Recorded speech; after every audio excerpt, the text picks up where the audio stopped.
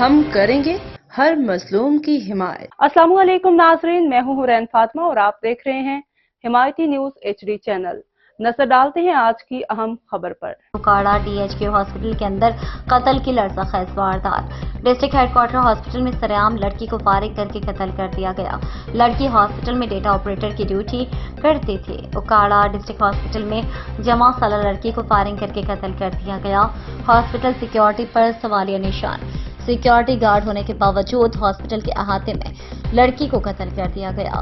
قاتل فائرنگ کر کے موقع پر سے فرار ہونے میں کامیاب ہو گیا۔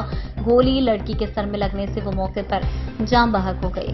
مقتولہ 2 بچوں کی ماں بتائی جاتی ہے، جس کی نعش فرش پر بے یارو مددگار پڑی ہے۔